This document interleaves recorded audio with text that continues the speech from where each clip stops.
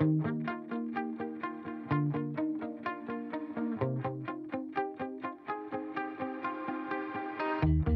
shout it out, but I can't hear a word you say. I'm talking loud, not saying much. Criticize. Hello everybody and welcome to another year of SportsLine. I'm Cody Barr and alongside me is my co-host AJ Groy. We have a great show and a year planned just for you, full of your sports, news, previews, and highlights. That's right, men's soccer is starting off their season strong and fall sports are back and better than ever. So let's get right into the action as Cody starts us off with an Explorer favorite. Cody? The men's soccer team is starting their season off with a bang. After winning the first 3 games of the season, the team's record now stands with 4 wins, 1 loss, and 1 tie. The Explorers had a 2-game homestand this past weekend in which both outcomes ended unsuccessfully. The first game was against the Bucknell Bison. Both teams battled in the first half, but after the 45-minute mark, both teams were left scoreless. The second half for the Explorers was not so lucky. The Bison came out strong and scored 2 back-to-back goals, one at the 56-minute mark and the other only 42 seconds later. The Explorers responded in the 69th minute with a goal from sophomore Nick Becker. With the game coming down to the wire, the Explorers managed to get a pair of corner kicks that were unsuccessful. The team held a 23-16 shot advantage during the game, but still could not find a victory.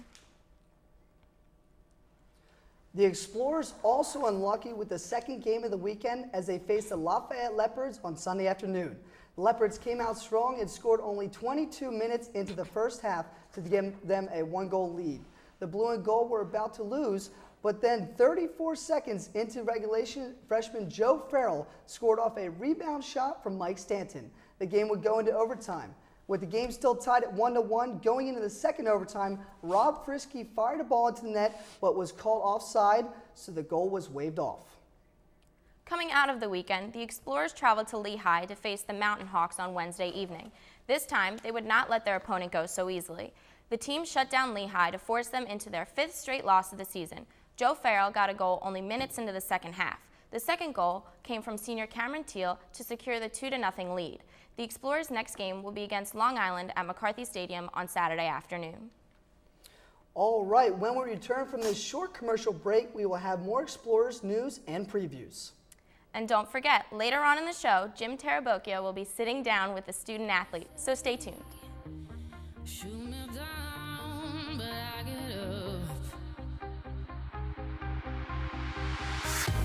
I'm bulletproof, nothing to lose. Far away, far away. Ricochet, you take your aim. Far away.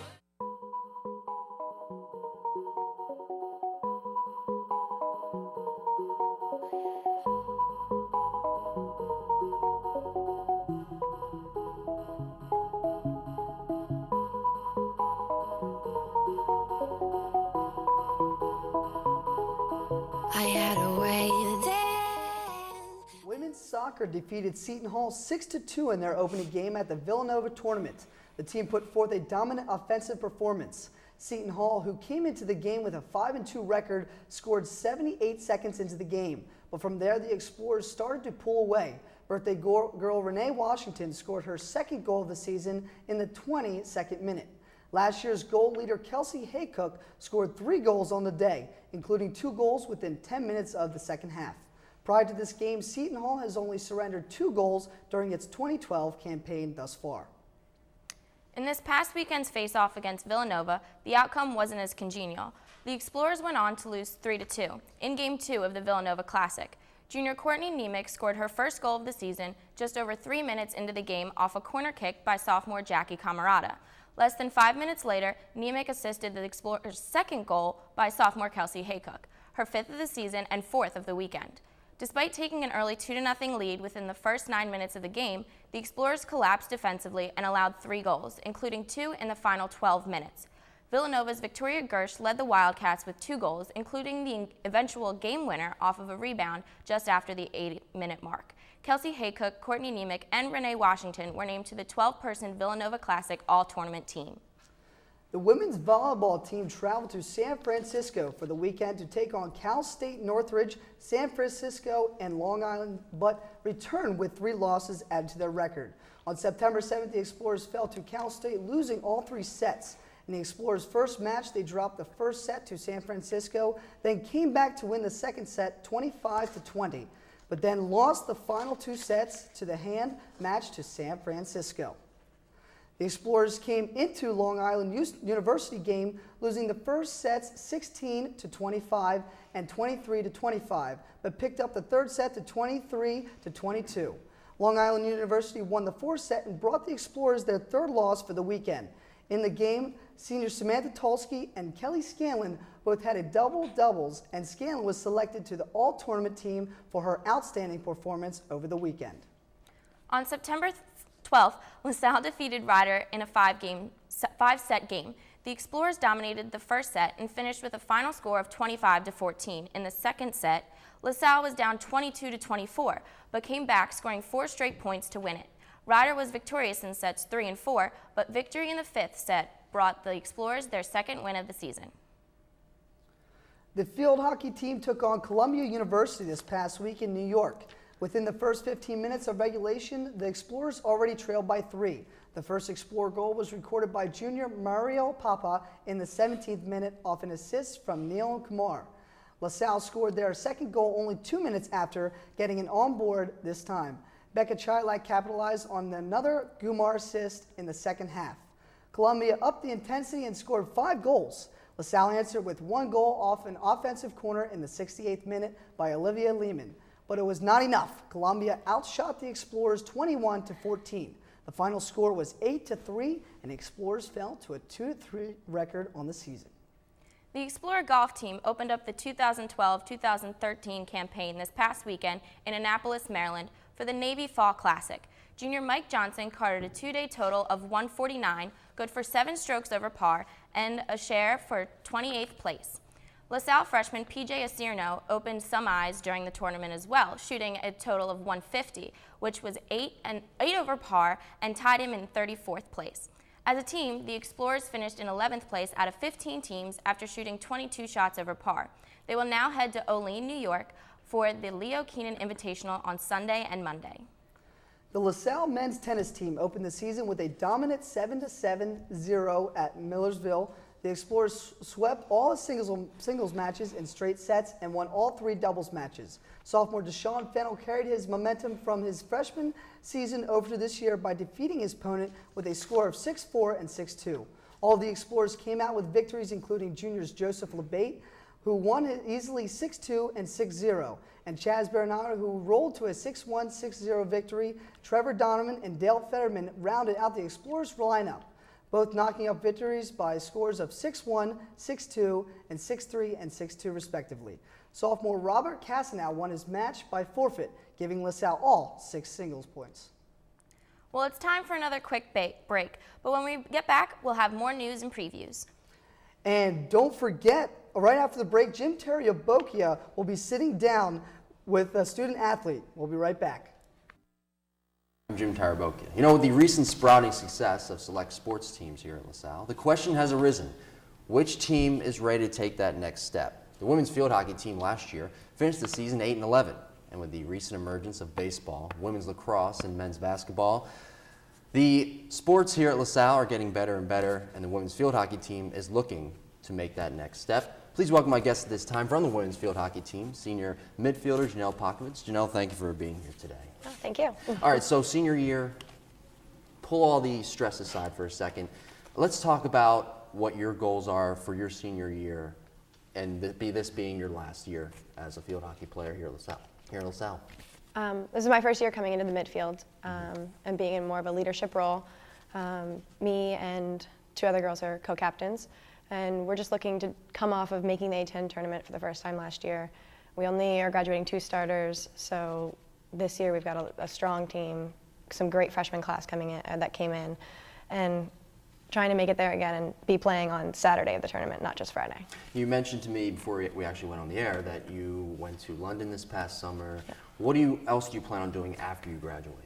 Right now I'm applying to medical school, so hoping that all goes as planned. next summer I'll be starting medical school and the long haul for another 4 years. Now, in 2009, all rookie team, Atlantic 10. Last year, all academic team. The resume speaks for itself. But when this is all said and done, will you have accomplished everything that you set out to? Yeah, I think so. Coming into LaSalle, I wasn't looking to be a top 20 team. Sports wasn't everything for me. I came to LaSalle as a student athlete, student first. So I think I am definitely accomplishing the whole well-rounded academics, athletics, and I got a lot out of the balance of both of those. Well, before we move on,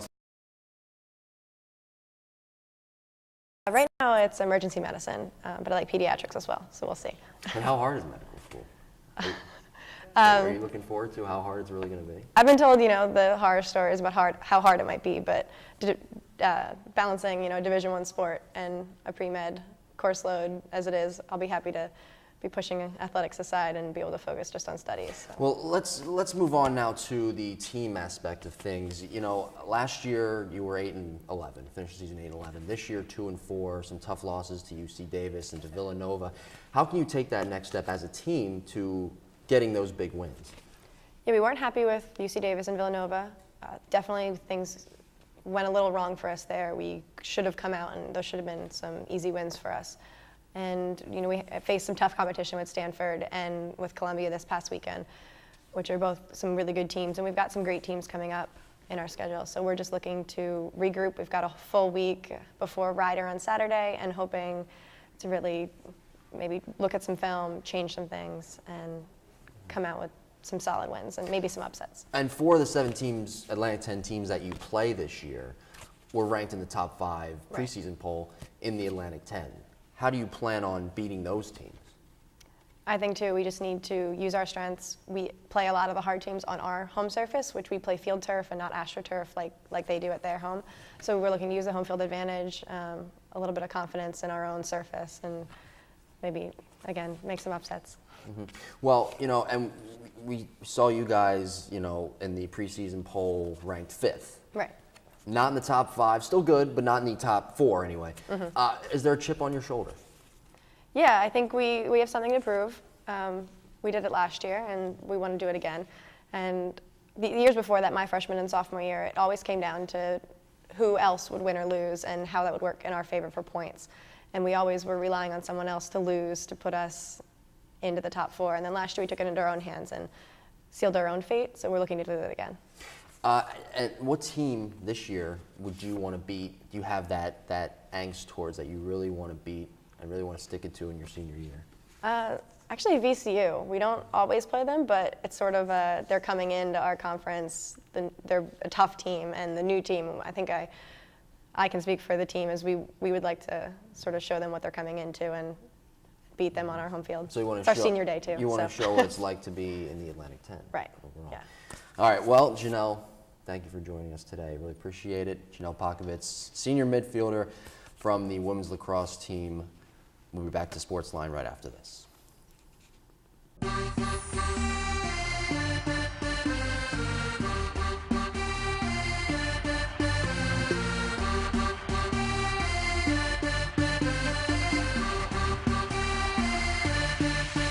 cast a spell on me. You hit me like the sky fell on me. Welcome back. The LaSalle women's tennis team also traveled to Millersville this past weekend. They fared just as well as the men's team did, beating the Marauders by a score of 7-2. Sophomore Celesta Smith had the hardest match of the day, beating her opponent in a tiebreak. The set scores were 4-6, 7-5, and 6-14 in the tiebreaker. Senior Kiara Smith played in the number 2 spot for the match and breezed her way to a 6-2, 6-2 victory over Kelsey Waite. Junior Chloe Trav had the most success in her match, winning by a score of 6-0 and again at 6-0. Senior Sarah Chambers dropped the only singles match for the Explorers, falling to her opponent 0-6, 3-6. The only other win that Millersville could muster up was at the third doubles position. The tandem of Jenna Manzione and Ellie Van Vakidis fell by a score of 7-9. The Explorers are now 1-0 on the season. The women's cross-country team performed well in their opening meet. Megan McGlinchey was the top finisher in the season opener. Wendy Hutchinson with a time of 14 minutes 56 and Stephanie Barish with 14:58 finished 5th and 6th respectively.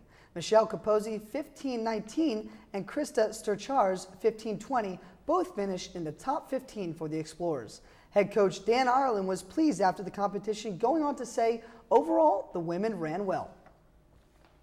On the men's side, Alfredo Santana crossed the finish line first, finishing the 6K at 19:14. Dan Day, Vince Perozzi, and Ian Barnhill finished 2nd, 3rd, and 4th, all with times under 20 minutes. Cross country is back in action September 14th. They'll head across town for the Temple Invitational, the Conference announced today. Alfredo Santana has been named the A10 Men's Cross Country Performer of the Week. The defending A10 champion led the Explorers to a victory in their season opener. Let's see what the Explorer entourage has coming up this week. Men's soccer will face Long Island at McCarthy Stadium this Saturday. Game time set for 1 p.m. The men's and women's cross-country team will compete in the Temple Invitational on Friday at 3 p.m. Men's golf will play at the Leo Keenan Invitational on Sunday and Monday in Olean, New York. Men's soccer will also face crosstown rival Villanova next Thursday. Game time set for 4 p.m. The women's soccer team is scheduled to play at Loyola on Friday at 7 p.m. The men's tennis team will travel to St. Thomas Aquinas on Sunday. Game time set for 10 a.m. The women's field hockey team will play Ryder this Saturday at DeVincent Field at noon. The women's volleyball team will play at Delaware State Tournament on Saturday at 4 p.m. And last but not least, the women's tennis team will face St. Peter's on Sunday at 11:30 a.m. Well, that's it for SportsLine this week. Don't forget that you can visit goexplorers.com anytime for the latest LaSalle athletics news. And be sure to send us your comments and suggestions to lasalletv@lasalle.edu. And don't forget to check us out on the web and other showtimes and more at lasalle.edu/LaSalleTV. So, Cody, we are off to another season here. Fall is a great time of the year, my birthday, Oh, and mine too. also school's starting back up. Also, fall sports. We've got some highlights now that we're going to show and that we're going to talk over. And so let's see what's going on take with a those look. highlights. We reacted the right way after two losses last week. As a coach, you always worry about those moments. But what's important is when they have the character, the leadership stepped up. It was great. I mean, obviously, I think it started with even our freshmen. I mean, I think they had 2 goals and an assist today. They brought a great spark to the game.